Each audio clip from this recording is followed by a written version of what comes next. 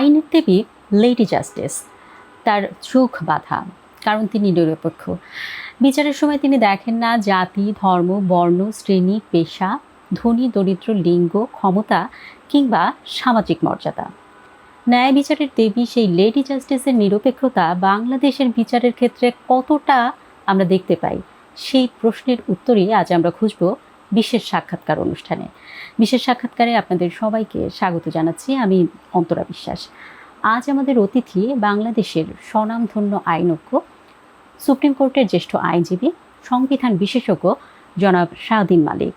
তিনি ঢাকা বিশ্ববিদ্যালয় থেকে এলএলবি ডিগ্রি অর্জন করেছেন। পরবর্তীতে রাশিয়া, যুক্তরাষ্ট্র এবং যুক্তরাজ্য থেকে যথাক্রমে স্নাতকোত্তর, এলএলএম এবং পিএইচডি ডিগ্রি অর্জন করেন। এরপর তিনি দীর্ঘদিন ঢাকা বিশ্ববিদ্যালয়, ব্র্যাক বিশ্ববিদ্যালয় এবং এশিয়া প্যাসিফিক বিশ্ববিদ্যালয়ে শিক্ষকতাও করেছেন। আপনাকে স্বাগত জানাচ্ছি আমাদের এই আয়োজনে। শুরুতেই আসলে যে কথাটি জানতে চাই, গণ অভ্যুত্থানের পরে আমরা যেটি বারবারই শুনছিলাম যে আমাদের যে সংবিধান রয়েছে সেই সংবিধানকে পুরোপুরি ফেলে দিতে হবে, আমাদের সংবিধান নতুন করে লিখতে হবে, এবং পরবর্তীতে একটা সময় আসলো যে নতুন করে লেখা না, সংবিধানের সংস্কার করতে হবে। সংবিধানের সংস্কার করলে কি একটি দেশ থেকে স্বৈরতন্ত্র চলে যায়? সোজা উত্তর হলো না। সব সংবিধানেই ভালো ভালো কথা লেখা আছে, আর তারপরে এই যে সংবিধান বদল করার একটা যে বাতি, এই বাতিকের মধ্যে দিয়েও দুনিয়ার অনেক দেশ গিয়েছে। যেমন যদি বলি যে ক্যারিবিয়ানের হেইতিতে বোধ হয় গত ওদের 200 বছরে 20 বারের বেশি সংবিধান পরিবর্তন করেছে। ভেনেজুয়েলাতেও বোধ হয় 18 না 19 বার সংবিধান পরিবর্তন করেছে। এই দেশগুলিতে তো গণতন্ত্রও নাই, ন্যায় বিচার নাই, জবাবদিহিতা কিছুই নাই। এই সোভিয়েত ইউনিয়ন ভেঙে যাওয়ার পরে 1993 সালে সব পশ্চিমা বিশেষজ্ঞরা এসে রাশিয়ার জন্য একটা খুব সুন্দর সংবিধান লিখে দিয়েছে। রাশিয়াতে এখন যেটা আছে 1993 সালের সংবিধান, কিন্তু আমরা ফলাফল কি দেখছি, যে পুতিনের মতো শাসক। অতএব সংবিধান এটা সম্পূর্ণ ভ্রান্ত ধারণা যে সংবিধানে ভালো কথা লেখা থাকলেই দেশ ভালো হয়ে যাবে। এই ভ্রান্ত ধারণা থেকে আমাদের সব আলোচনা শুরু হয়েছে। তবে আমরা তো জানি, ধরুন সংবিধান নাই, যুক্তরাজ্যে সংবিধান নাই, কানাডাতে সংবিধান নাই, নিউজিল্যান্ডে সংবিধান নাই। তো ওইসব দেশে কি গণতন্ত্র নাই, জবাবদিহিতা নাই? ভালো সংবিধান থাকা ভালো, কিন্তু আমি বলছি যে ভ্রান্ত ধারণা হলো যে সংবিধান ভালো কি না তার উপরে দেশের শাসন নির্ভর করবে, এটা হলো ভ্রান্ত ধারণা। তাহলে এই মুহূর্তে কি আমাদের সংবিধান সংস্কার করা প্রয়োজন? দুই একটা জায়গায় দাড়ি কমা হয়তো প্রয়োজন, অনেকেই মনে করতে পারে। আমি সেটা আমাদের 153টা অনুচ্ছেদ আছে সংবিধানে, 153টার মধ্যে হয়তো 2টা 3টা বা 4টা জায়গায় কিছু এদিক সেদিক করার প্রশ্ন হয়তো বাস্তবিকে আসতে পারে, কিন্তু বড় দাগে তো আমি পরিবর্তনের কোনো প্রয়োজনীয়তা দেখি না। যেমন ধরেন, আমি একটা উদাহরণ দিই, সবচেয়ে বেশি আলোচনা হয় 70 অনুচ্ছেদ নিয়ে, যেখানে বলা আছে যে দলীয় সংসদ দলের বিরুদ্ধে ভোট দিলে তার সংসদ সদস্য পদ বাতিল হয়ে যাবে। কিন্তু একটা আইন নিয়ে যখন আলোচনা হচ্ছে, সরকারি উত্থাপন করেছে, তো আইন নিয়ে সমালোচনা করতে কি কারো বাধা আছে? ভোটের সময় সে দলের বিরুদ্ধে ভোট দিল না, কিন্তু আইন নিয়ে যখন আলোচনা হয়, সংসদের কাজ তো আইন নিয়ে আলোচনা করা, তখন যদি সে আইনের এই ভুল ত্রুটি তুলে ধরে, এটাতে তো কোনো বাধা নেই। সংবিধানে আছে যে রাষ্ট্রপতি সংসদ পাশ করে রাষ্ট্রপতির কাছে সম্মতির জন্য যেতে হয়, এবং রাষ্ট্রপতি সম্মতি না দিয়ে পুনর্বিবেচনার জন্য পার্লামেন্টে ফেরত পাঠাতে পারে। তো আমাদের 55 বছর ইতিহাসে মাত্র একবার, যখন বিচারপতি শাহাবুদ্দিন সাহেব রাষ্ট্রপতি ছিলেন, উনি একটা আইনে আপত্তি করেছিলেন। অর্থাৎ ক্ষমতা দেওয়া আছে, ক্ষমতার চর্চা যদি না হয়, এটা তো সংবিধানের দোষ না, এটা যারা সংবিধান নিয়ে কাজ করার কথা তাদের গাফিলতি। জি, আরেকটি বিষয় নিয়ে খুব আলোচনা হয় যে 2 বারের বেশি প্রধানমন্ত্রী নয়, এটি পরিবর্তন করে আনা উচিত নাকি উচিত না? আপনি কি মনে করেন? সংসদীয় 2টা পদ্ধতি আছে তো, সংসদীয় গণতন্ত্র আর রাষ্ট্রপতি শাসিত গণতন্ত্র, তাই তো? রাষ্ট্রপতির ব্যবস্থা, সংসদীয় ব্যবস্থা। তো যেসব দেশে রাষ্ট্রপতি শাসিত ব্যবস্থা আছে, যেমন আমেরিকা, ফ্রান্স, আফ্রিকার কয়েকটা দেশ, ওইসব দেশে রাষ্ট্রপতির মেয়াদ নির্দিষ্ট করে দেওয়া আছে, একবার বা দুইবার। কিন্তু যেখানে পার্লামেন্টারি সিস্টেম, সংসদীয় শাসন ব্যবস্থা, মানে ভারত, যুক্তরাজ্য, কানাডা, ওইসব কোনো দেশে তো প্রধানমন্ত্রীর মেয়াদ নির্দিষ্ট করার আমি কোনো উদাহরণ পাই নাই। হ্যাঁ, এখন কেউ উদ্ভট ধারণা তো সবাই বাজারে দিতে পারে। আমিও তো বলতে পারি যে প্রধানমন্ত্রী নির্বাচিত হতে হলে 3 পা লাগবে, 2 পা প্রধানমন্ত্রী হবে না। তো এরকম উদ্ভট ধারণা তো বাজারে দেওয়াই যায়। কিন্তু এখন আমরা ওই যে চিলে কান নিয়ে গেল বলে কান আছে না করে যে চিলের পিছিয়ে দৌড়াচ্ছি, আমাদের হয়তো আমার মনে হয় যে অনেক ক্ষেত্রে আমরা ওই অবস্থায় চলে গেছি। আমরা অনেকগুলো পরিবর্তন আনবার জন্য গণভোট করলাম। সেই গণভোট হবে কি না বা কোন কোন বিষয়ে সংস্কার প্রয়োজন সেটি নিয়ে দলগুলোর মধ্যে আমরা মতভেদ দেখেছিলাম রাজনৈতিক দলগুলোর মধ্যে। পরবর্তীতে গণভোট হ্যাঁ ভোটে জয়যুক্ত হলো। এখন দুই দল বা বিরোধী দলগুলো এবং সরকারি দল এদের মধ্যে আবারও মতভেদ দেখা যাচ্ছে। এটির আসলে কারণটা কি? এক এক সময় তারা এক এক মতে দাঁড়াচ্ছেন কি? আইনের ব্যাপারে তো আপনি ধরুন 10 বছর আগে যা চিন্তা করতেন বা 2 বছর আগে যা চিন্তা করতেন, এখন আপনাকে ওই চিন্তায় কি আপনাকে মানে নির্দিষ্ট থাকতে হবে? আপনার তো চিন্তা মানে আমাদের, আপনার উদাহরণ বলছেন যে কোনো লোকের চিন্তা বদলাতে পারে। 5 বছর আগে আমার কাছে যেটা ভালো মনে হয়েছে, এখন 5 বছরের অভিজ্ঞতা বা জ্ঞানের কারণে হয়তো সেটা ভালো মনে নাও হতে পারে। গণভোট তো কিছুই হয়নি। গণভোটের যে 4টা প্রশ্ন, এমনকি আমিও তো সংবিধান চর্চা করি। আমাকে যদি আপনি প্রশ্ন করেন যে ওই 4টা প্রশ্ন কী ছিল, আমি তো এটা উত্তর দিতে পারবো না। আর গণভোটের পিছনে কত 44টা না 48টা সংবিধান সংশোধনের প্রস্তাবনা ছিল। এইগুলি নিয়ে কি গণভোট দুনিয়াতে কোথাও হয় নাই। গণভোট হয় ইয়েস নো একটা প্রশ্নে। ইভেন কি জেলা আদালতের আইনজীবীরাও সংবিধানের কোনো চর্চা নাই। আর আপনি দেশের মানুষকে জটিল সংবিধান প্রশ্ন জিজ্ঞেস করে তার উত্তর চাইবেন, এর থেকে তো আমার মনে হয় যে উদ্ভট গণভোট দুনিয়াতে বোধহয় নজির পাওয়া মুশকিল হবে। তার মানে কি আপনি বলতে চাইছেন যে সাধারণ মানুষ না বুঝেই হ্যাঁ বা না তে সিল দিয়েছে? সাধারণ মানুষ কি সংবিধান বুঝে? সংবিধানের জটিল প্রশ্ন, সংবিধানের 153টা অনুচ্ছেদ আছে, এর মধ্যে আপনি প্রস্তাব করলেন যে 40টা অনুচ্ছেদে পরিবর্তন লাগবে। 40টা অনুচ্ছেদে পরিবর্তন লাগবে কি লাগবে না এটা বলতে হলে তো আপনাকে অন্তত 10-15 বছর সংবিধান চর্চা করতে হবে। শর্ত দিতে পারেন যে বাংলাদেশের পরবর্তী প্রধানমন্ত্রী 3টা পা থাকতে হবে, এই নিয়ে গণভোট করতে পারেন। এবং লোকে না বুঝে 3টা পা থাকলে তো ভালোই হয়, জোরে দৌড়াতে পারবে, হ্যাঁ ভোট দিতে পারে। কিন্তু এগুলি সব উদ্ভট কতগুলি জিনিস নিয়ে আমরা, আর তারপরে যেটা প্রশ্ন যে গণতন্ত্রের মূল কথা কী, মানে আমাদের গুরুত্বপূর্ণ জিনিসগুলি জনগণের ভোটে নির্বাচিত ব্যক্তিরা আলোচনা করবেন। যারা ঐক্যমত কমিশন হয়েছে, রাজনৈতিক দল হয়েছে, তাদের কাউকে কি জনগণ ভোটে নির্বাচিত করেছে? তাহলে আর স্বৈরশাসনের সাথে আমাদের পার্থক্য থাকলো কি? আমরা বলছি স্বৈরশাসনের মানে পতন হয়েছে, কিন্তু তারপরে অনির্বাচিত লোকজন দেশে সব কিছু ঠিক করে দিবে, তাহলে তো স্বৈরশাসনই ভালো ছিল। স্বৈর শাসনের প্রসঙ্গে একটু আসতে চাই। আওয়ামী লীগকে আমরা জাতীয় নির্বাচন তো করতে দিইনি, তাদেরকে নিষিদ্ধ ঘোষণা করেছি। এখন সামনে সিটি কর্পোরেশন নির্বাচন, স্থানীয় নির্বাচন রয়েছে, সেখানে কি আওয়ামী লীগকে নির্বাচন করতে দেওয়া উচিত? না, আগামী নির্বাচন তো এই সিটি কর্পোরেশন নির্বাচন ইত্যাদি বলা হচ্ছে দলীয় ভিত্তিতে হবে না। অতএব এখন দলীয় ভিত্তিতে না হলেও তো আওয়ামী লীগের বোধহয় আসতে বাধা নাই।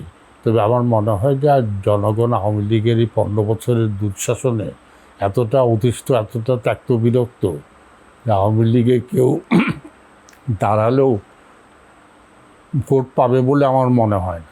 এবার একটু সাম্প্রতিক সময়ের একটি ঘটনার প্রসঙ্গে জানতে চাই।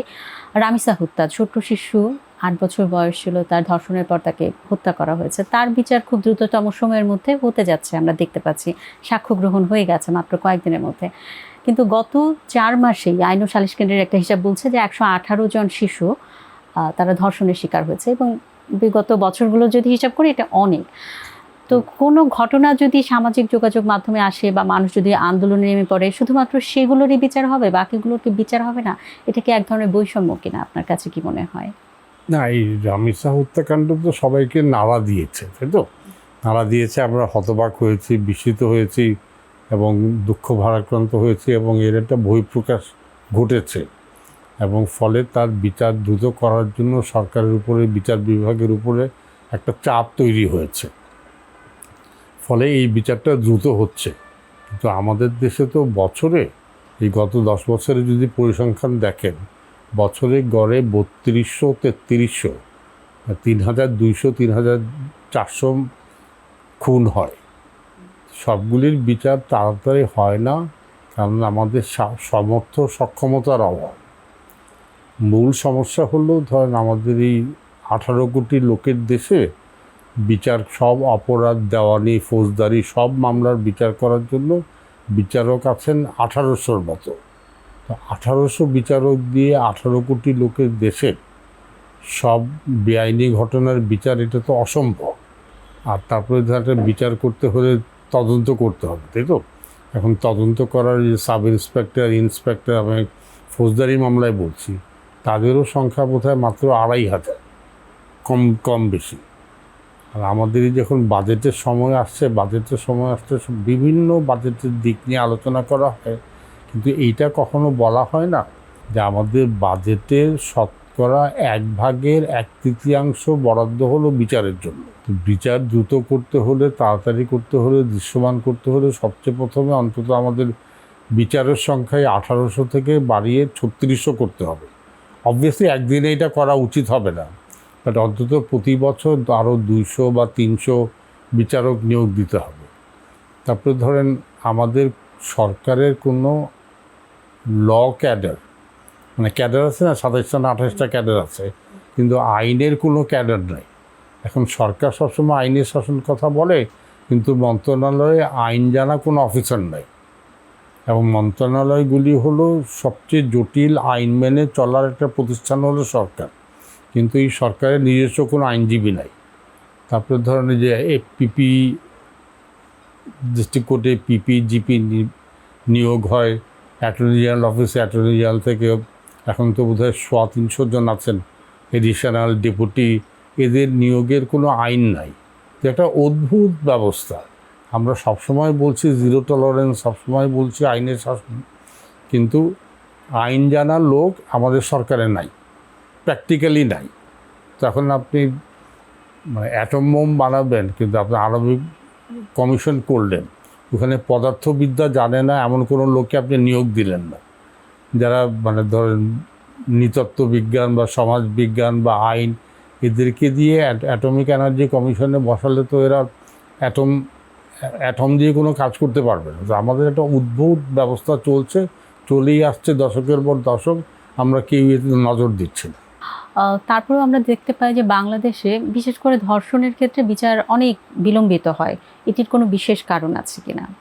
না, সব বিচারই তো বিলম্বিত হয়, আর ধর্ষণের বিচার হয়ই না বেশিরভাগ ক্ষেত্রে। হ্যাঁ, কারণও খুব সোজা। এটা 200 বছর ধরে জানা কারণ হলো, আপনি যেই অপরাধের শাস্তি যত বাড়াবেন, তত ওই অপরাধের বিচারে নির্দোষ প্রমাণিত হওয়ার সম্ভাবনা বেড়ে যায়।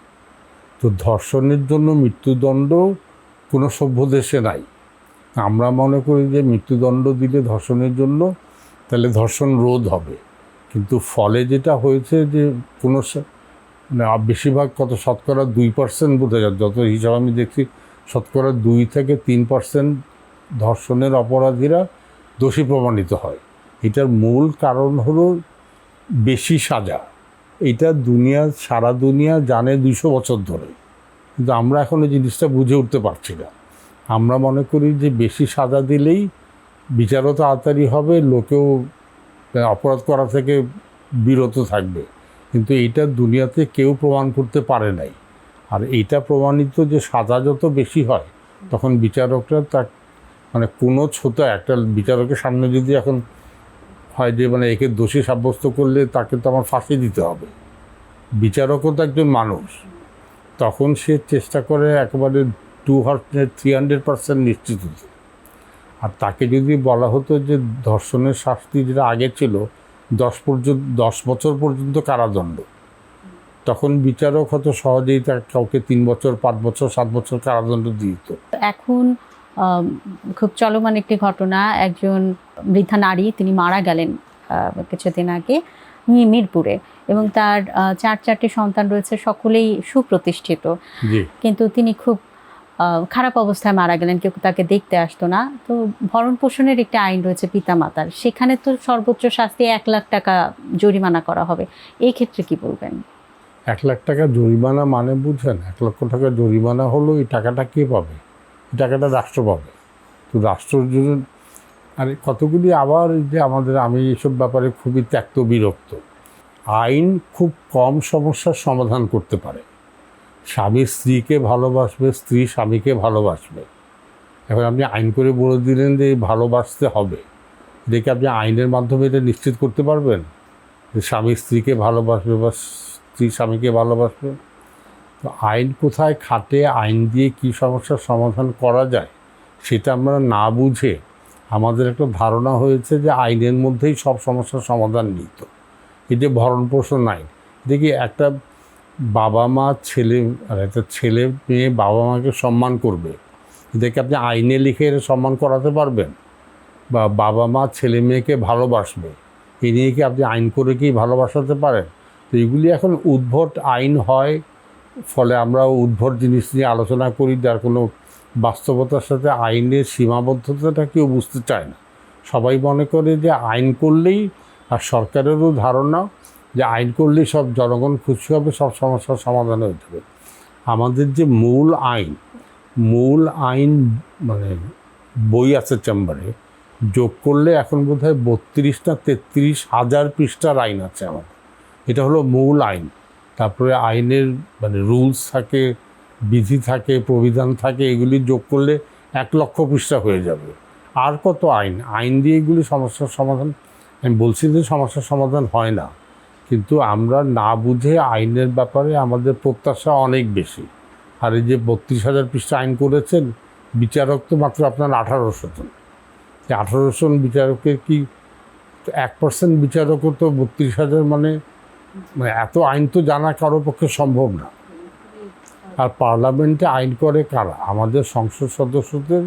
আমরা গত কয়েক বছর ধরে দেখে আসছি, এইবারও দেখে আসছি, 60 থেকে 70% হলো ব্যবসায়ী। তো ব্যবসায়ীদের যদি আপনি আইন করার জন্য নির্বাচিত করেন এবং তাদের কাছে ভালো আইন আশা করেন, এটা তো বলবো আমাদের একটা বিরাট নির্বুদ্ধিতার পরিচয়। আপনি যে 1800 বিচারকের কথা বললেন, সেই বিচারকেরাই বা কতটা স্বাধীন এবং কতটা নিরপেক্ষভাবে তারা বিচার করতে পারেন, সেই প্রশ্নটি করব আপনার কাছে, সেই উত্তর নেব কিন্তু একটা ছোট্ট বিরতির পর। দর্শক কোথাও যাবেন না, ফিরছি কিছুক্ষণের মাঝেই। দেখছেন বিশেষ সাক্ষাৎকার।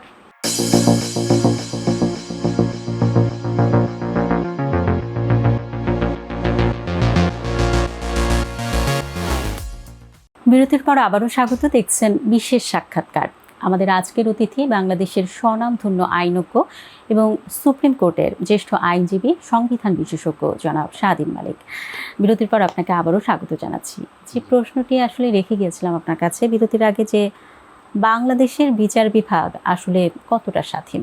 এখন যে রমিসার বিচার কার্য হচ্ছে, যেই জনগণের চাপ বিচারকের কাছে, আমি তর্কের খাতিরে বলছি, আমি বিচারকের কাছে যদি মনে হয় মানে সম্পূর্ণ সন্দেহের ঊর্ধ্বে দোষী প্রমাণিত হয়নি, বিচারক কি এই অপরাধীদের বেকসুর খালাস দিতে সাহস করবে?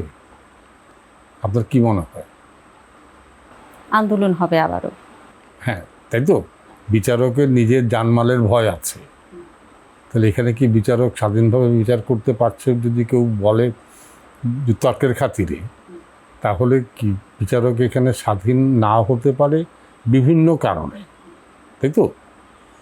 আর আমাদের ধরেন এই যে এখন যেটা বলা হচ্ছে, এখন আবার ওই যে আইনের ABCDর কথা, দুনিয়াতে যেটা 200 বছর ধরে স্বীকৃত, যে আমরা কি করি, পুলিশ একজনকে অপরাধীকে মানে আসামিকে ধরে কোর্টে নেয়, কোর্ট থেকে রিমান্ডে নেয়, রিমান্ডের পরে আসামিকে ম্যাজিস্ট্রেটের কাছে ফেরত আনে, সে স্বীকারোক্তিমূলক জবানবন্দি দেয়, তাই তো? সংবিধানে কিন্তু বলা আছে কোনো অভিযুক্তকে তার বিরুদ্ধে সাক্ষ্য দিতে বাধ্য করা যাবে না। অর্থাৎ কোনো অপরাধীকে, আসামিকে দোষ স্বীকার করতে বাধ্য করা যাবে না। আমরা তো প্রায়ই বলি যে স্বীকারোক্তি হয়ে গেছে, তার মানে তো সে দোষ স্বীকার করে ফেলেছে, তাকে বিচার করে ফেলো। এইটা দুনিয়াতে উঠে গেছে 150 বছর আগে থেকে। স্বীকারোক্তির ভিত্তিতে দোষী নির্দোষী সাব্যস্ত হয় না, কারণ স্বীকারোক্তিটা বিভিন্নভাবেই তো আদায় করা যায়, নির্মমভাবে আদায় করা যায়। দেখুন, এইগুলি তো আইনের কথা বলে লাভ নাই। আপনার যদি প্রশ্ন আছে যে স্বাধীন বা নিরপেক্ষ, এটা কিন্তু রাজনৈতিক মামলা, যেখানে ধরেন রাজনীতিবিদদের এই যে এই গণ অভ্যুত্থানের পরে, অগাস্টের গণ অভ্যুত্থানের পরে এক একটা মামলায় একজন নিহত হয়েছে, এবং অবশ্যই সেই হত্যাকাণ্ডের সাথে যারা জড়িত তাদের তো বিচার করা উচিত। বিচার করা মানে অবশ্যম্ভাবী, এবং বিচার করে দোষী প্রমাণিত হলে শাস্তি দেওয়া উচিত। কিন্তু শত শত মামলা হয়েছে, একটা হত্যাকাণ্ডের জন্য 200-300 লোককে আসামি করা হয়েছে নাম দিয়ে, আবার বলা হচ্ছে যে আরও 200 অজ্ঞাতনামা আসামি। অর্থাৎ এই জুলাই অগাস্টের হত্যাকাণ্ডগুলি মানে জঘন্য ঘটনা হয়েছে, যারা এইসব হত্যাকাণ্ডের সাথে জড়িত তাদের অবশ্যই বিচার হওয়া উচিত। কিন্তু প্রতিটি হত্যাকাণ্ডের পিছনে কি 300 করে লোক জড়িত? তো একটা আমরা উদ্ভট একটা রাষ্ট্রে বাস করছি, যেখানে বিচার হয়ে গেছে প্রতিশোধ আর প্রতিহিংসার একটা অস্ত্র। এইভাবে তো হওয়ার কথা ছিল না। বিশেষত ওই 5ই অগাস্টের ছাত্র গণ অভ্যুত্থানের পরে অতীতে যেইগুলি খারাপ ছিল, ওই খারাপ কাজগুলি বর্জন করে তো আমাদের নতুনভাবে সমাজটা গড়ার দরকার ছিল। কিন্তু আমরা অনেক ক্ষেত্রেই উল্টো পথে হেঁটেছি। ওই যে যেটা নিয়ে শুরু করেছিলেন আপনি, সংবিধান, গণভোট। আমরা তো জানি মানে গণতন্ত্র মানেই হলো বিশেষ গুরুত্বপূর্ণ বিষয় জনগণের মত নিতে হবে, অর্থাৎ প্রশ্নটাকে ভোটে দিতে হবে। ভোটে না দিয়ে কয়েকজন মিলে বললেন যে আমাদের সংবিধানের এই 48 জায়গায় পরিবর্তন করা দরকার, যাদের কেউ নির্বাচিত করে নাই। তো আমরা কেন জানি আমার মনে হয় যে উল্টো পথে হাঁটছে। আরেকটা জিনিস আপনি প্রশ্ন করেন নাই, কিন্তু আমার মনে হয় যে আমি যোগ করতে চাচ্ছি। তো আমাদের পররাষ্ট্রমন্ত্রী খলিলুর রহমান জাতিসংঘের এই অধিবেশন সভাপতি নির্বাচিত হয়েছেন। আমরা সবাই খুব এটা নিয়ে উল্লাস করছি, স্বাভাবিকভাবে এটা একটা আমাদের জন্য অত্যন্ত সুখবর। কিন্তু সুখবরের মধ্যে কেউ তো বলে নাই যে বাংলাদেশ বোধহয় 99টা ভোট পেয়েছে আর 91 ভোট পেয়েছে সাইপ্রাস, তাই তো? সাইপ্রাসের প্রতিনিধিকে মানে হারিয়ে আমাদের পররাষ্ট্রমন্ত্রী জয়ী হয়েছে। সাইপ্রাসের জনসংখ্যা কত ধারণা আছে? সাইপ্রাসের জনসংখ্যা হলো 12 থেকে 13 লক্ষ।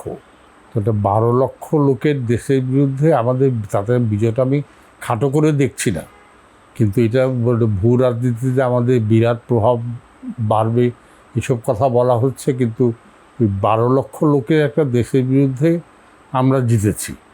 এটা কিন্তু এইসব বাস্তবতাটা আমরা এড়িয়ে যাই বলি আমাদের সব কিছুর ব্যাপারে আমরা অনেক কিছুর ব্যাপারে আমরা উল্টো পথে হাঁটি। যে পররাষ্ট্রমন্ত্রীর কথা যেহেতু বললেনই, তার প্রসঙ্গে আরেকটি কথা বলতে চাই। আমাদের যুক্তরাষ্ট্রের সঙ্গে একটি চুক্তি হয়েছে, যে চুক্তিকে বলা হচ্ছে নত জানু চুক্তি। যে চুক্তির সময় আমাদের যিনি পররাষ্ট্রমন্ত্রী, তার এক ধরনের বিশেষ হাত ছিল, তিনি যুক্ত ছিলেন চুক্তিটির সঙ্গে। আপনি কি বলবেন এই ধরনের চুক্তির বিষয়ে? আমি যতদূর জানি এটা মেমোরেন্ডাম অফ আন্ডারস্ট্যান্ডিং হয়েছে, which is not a contract. Memorandum of understanding হলো আমি আপনার সাথে ধরেন নীতিগতভাবে সিদ্ধান্তে আসছি যে আপনাকে দিয়ে আমি বাড়ি বানাবো, রাইট? আমরা নীতিগত সিদ্ধান্তে আসবো। তারপরে ওই বাড়ির 5 তলা হবে না 10 তলা হবে, কয়টা রুম থাকবে, কয়টা বাথরুম থাকবে, এগুলি পরে আলোচনা করে চুক্তি স্বাক্ষর হবে। তো এইটা যুক্তরাজ্যের সাথে যেটা হয়েছে, এটা হলো নীতিগত একটা সমঝোতা, ইংলিশে বলে মেমোরেন্ডাম অফ আন্ডারস্ট্যান্ডিং। নীতিগত সমঝোতা আর চুক্তি, এই পার্থক্যটা না বুঝে বাজার তো গরম করা হচ্ছে। আমি যতদূর বুঝেছি এটা নীতিগত সমঝোতা হয়েছে, এটা মেমোরেন্ডাম অফ আন্ডারস্ট্যান্ডিং হয়নি। এক, আর দ্বিতীয় হলো ধরেন এইসব চুক্তিতে এনডিএ বলে আমরা, নন ডিসক্লোজার এগ্রিমেন্ট, যে চুক্তির বিষয়বস্তু সম্পর্কে আমরা প্রকাশ করব না। এগুলি কেন থাকে? এগুলি ধরেন আমি বাংলাদেশ যুক্তরাজ্যের বোয়িং কোম্পানির কাছ থেকে 20টা উড়োজাহাজ কিনবে, তাই তো? এখন 20টা উড়োজাহাজের দাম ধরা হলো, কথার কথা, যে প্রত্যেকটা উড়োজাহাজের দাম 500 মিলিয়ন। ওইখানে নন ডিসক্লোজার এগ্রিমেন্ট থাকবে, কারণ বোয়িং কোম্পানি আমাদের বলে দিবে যে বাবা তোমাকে ঠিক আছে আমরা খাতির করে 500 মিলিয়নে দিয়েছি, এটা তুমি অন্য কাউকে বলো না। তাহলে অন্য দেশ আমাদের কাছ থেকে 700 বা 800 মিলিয়ন ডলারে বোয়িং কিনবে না। তো এইগুলি বড়, মানে এইসব চুক্তিতে নন ডিসক্লোজার এগ্রিমেন্টটা একদম অবিচ্ছেদ্য অংশ। মানে আপনি যদি বোয়িং বিক্রেতা হন, ঠিক আছে, বাংলাদেশ মানে চাচ্ছে এত, ওদের টাকা পয়সা নেই, ঠিক আছে, ওদের একটু মানে কম দামে দিয়ে দিলাম, কিন্তু এইটা যদি ফাঁস হয়ে যায় তাহলে তো আবার অন্য মানে আপনার বোয়িংয়ে অন্য ক্রেতারা তখন বলবে হ্যাঁ বাংলাদেশকে 500 মিলিয়ন ডলার দিয়েছে, তাহলে আমাদের 400 মিলিয়ন ডলারে দাও। তো এইগুলি অনেকগুলি বাস্তবতা আছে আমাদের আন্তর্জাতিক, এই যে আন্তর্জাতিক চুক্তির ব্যাপারে এত আলাপ আলোচনা হচ্ছে। হ্যাঁ, আন্তর্জাতিক আইনের একটা বিশেষজ্ঞ আমাদের পররাষ্ট্র মন্ত্রণালয়ে নাই।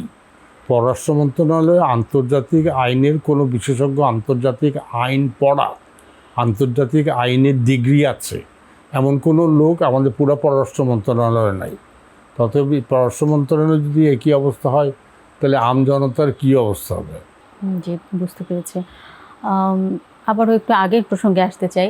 আপনি বলছেন যে বিচার বিভাগ আসলে স্বাধীন হওয়ার কোনো সুযোগ নেই। না না, সুযোগ নেই আমি বলি নাই। বা অনেক সময় কঠিন বাংলাদেশে। না না, আমি কঠিনও বললি, আমি বলছি অনেক সময় পারিপার্শ্বিকতার কারণে বিচার বিভাগের উপরে প্রচুর চাপ থাকে।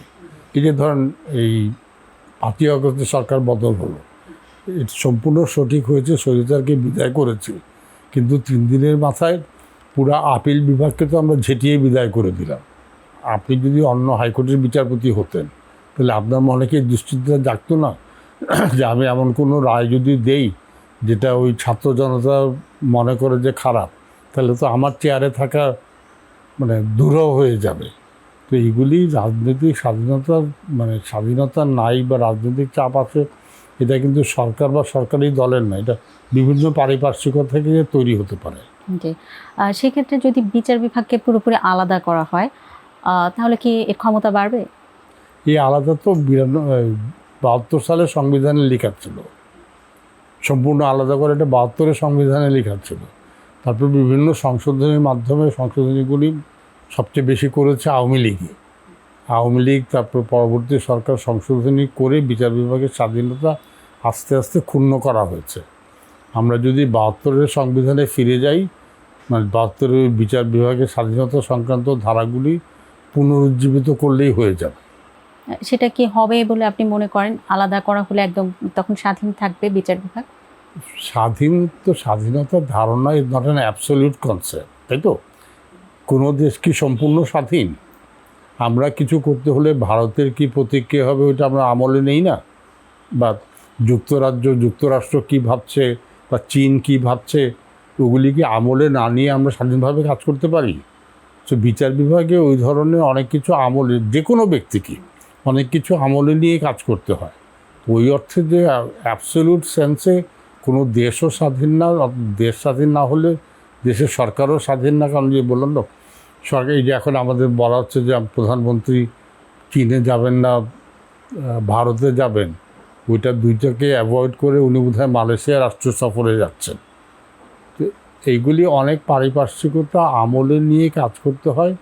আমরা সব অ্যাবসলিউট ধারণা যেটা সম্পূর্ণ স্বাধীন, এগুলি ভ্রান্ত ধারণা থেকে আমরা বেরোতে পারছি না। অন্তর্বর্তী সরকারের আমলে যেটি দেখেছি যে মব সংস্কৃতি প্রকট আকার ধারণ করেছিল, এই মব সংস্কৃতি থেকে কি আমরা আর বেরোতে পারবো বলে আপনার মনে হয়? একটা এখন ওই যে গত 15 বছরের দুঃশাসনের কারণে আমাদের, যে কারণে হোক, আমার মনে হয় যে প্রতিশোধ, প্রতিহিংসা পরায়ণতাটা আমাদের মধ্যে অনেক বেড়ে গেছে। এটা ওই 15 বছরের স্বৈরশাসনের ফলে এটা দুনিয়াতে অনেক হয়, আমাদের ওই তুলনায় ধরেন অনেক অল্পই হয়েছে। যে গত সেপ্টেম্বরে নেপালে আমাদের 5ই আগস্টের মতো গত বছর সেপ্টেম্বরে 8 তারিখে নেপালেও গণ অভ্যুত্থানের ফলে ওদের সরকারকে বিতাড়িত করা হয়েছে। 9 তারিখে নেপালের এই মানে জনগণ যারা সরকারকে হটিয়েছে, নেপালের সুপ্রিম কোর্ট জ্বালিয়ে দিয়েছে, সংসদ জ্বালিয়ে দিয়েছে, প্রধানমন্ত্রীর বাসভবন জ্বালিয়ে দিয়েছে, ওদের যে সেক্রেটারিয়েট ওইটা জ্বালিয়ে দিয়েছে। তো ওই তুলনায় আমাদের দেশে খারাপ কিছু অত কিছু খারাপ হয় না, তাই তো? নেপাল তো আমাদের সবচেয়ে প্রতিবেশী দেশ। এই সব মূল রাষ্ট্রীয় প্রতিষ্ঠানগুলি কিন্তু একদিনে 9 সেপ্টেম্বর সব জ্বালিয়ে দিয়েছে।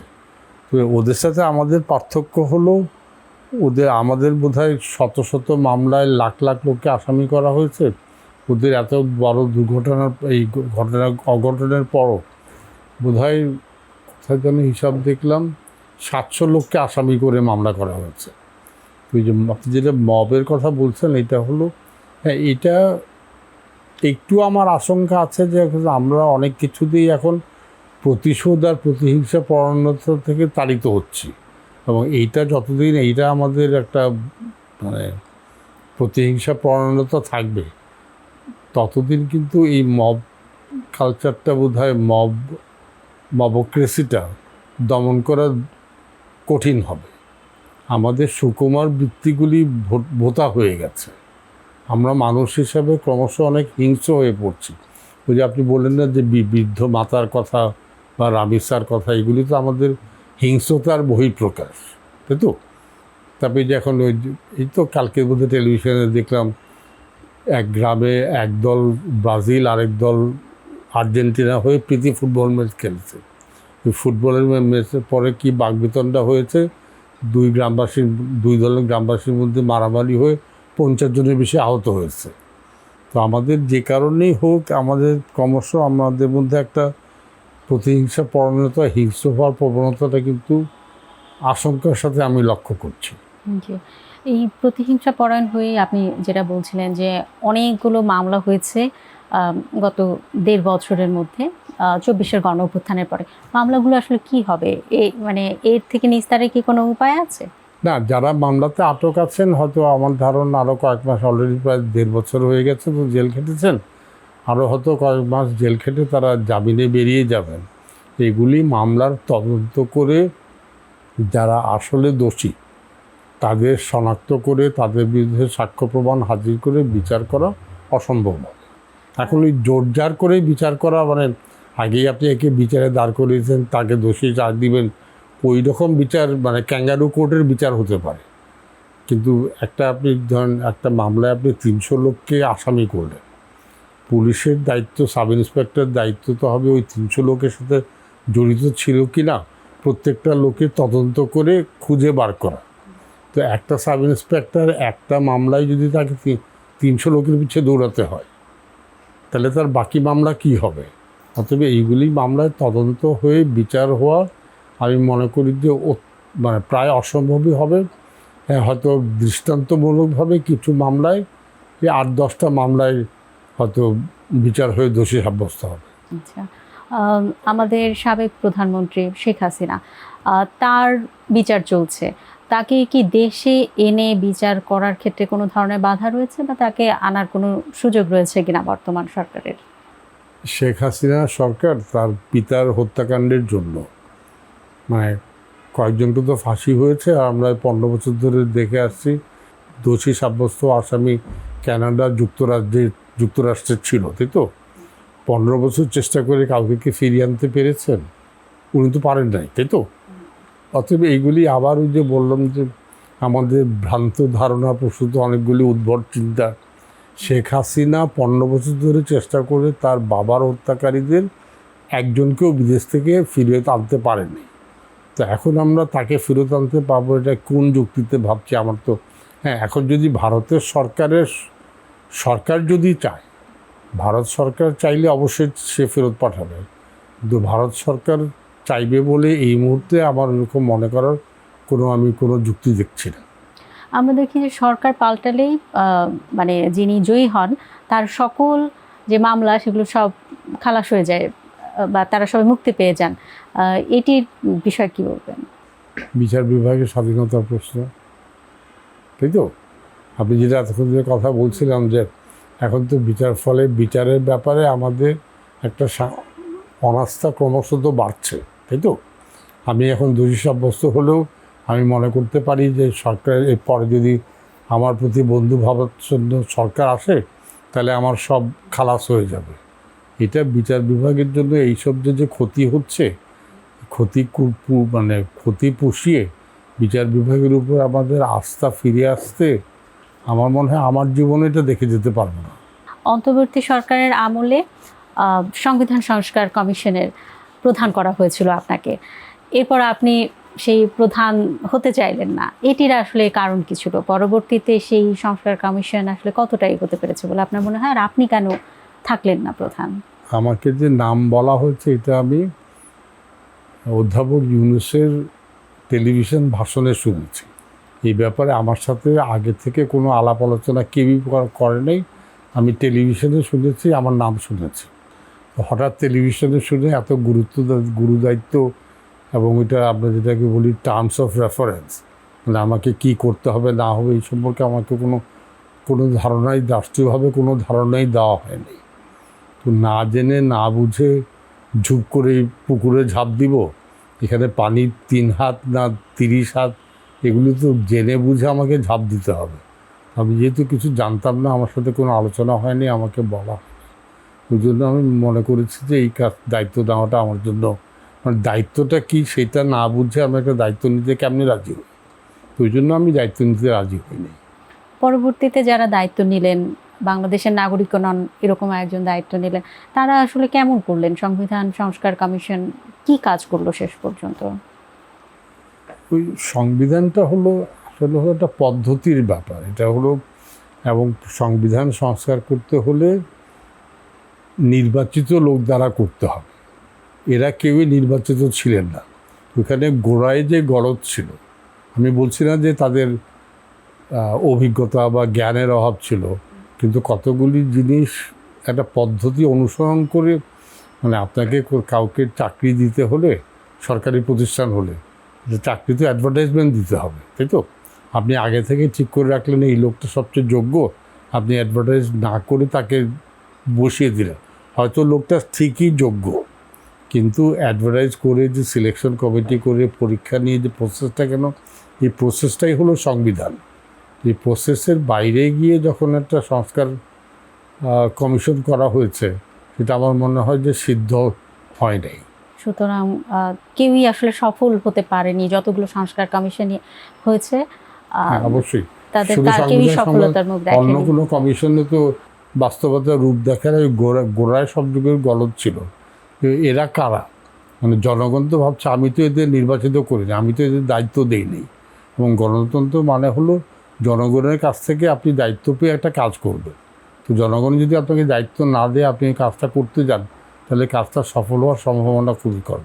যে বাংলাদেশে একটি নতুন সরকার পেয়েছে, একদম শেষ পর্যায়ে এসেছি আমরা অনুষ্ঠানের, তাদের প্রতি আপনার কোনো উপদেশ, কোনো ধরনের সাজেশন আছে কিনা? না, উপদেশ নাই। 3 মাস মাত্র 3 মাস হলো তো। বিএনপি প্রায় 20 বছর ধরে ক্ষমতার বাইরে, এবং যারা মন্ত্রী হয়েছেন তাদের অনেকেই প্রথমবার সংসদ সদস্য, প্রথমবার মন্ত্রী। তো 3 মাস তো আমার মনে হয় যে সার্বিকভাবে ভালো চলেছে। তবে নিঃসন্দেহে তাদের আরও কিছুদিন গেলে অভিজ্ঞতা বাড়বে, দক্ষতা বাড়বে, আরও ভালো চালাবে। অনেক ধন্যবাদ আপনাকে আমাদেরকে সময় দেওয়ার জন্য। এবং দর্শক, আপনারা যারা এতক্ষণ ছিলেন আমাদের সঙ্গে, আজ আমরা সংবিধান নিয়ে, বাংলাদেশের আইন নিয়ে, বিচার বিভাগ নিয়ে অনেক কিছু জানলাম। আপনারাও নিশ্চয়ই জেনেছেন আমাদের সঙ্গে। আজকের মতো আমাদের অনুষ্ঠান শেষ করতে হচ্ছে। আগামী দিন অন্য কোনো পর্বে দেখা হবে আবারও। সবাই ভালো থাকুন, সুস্থ থাকুন।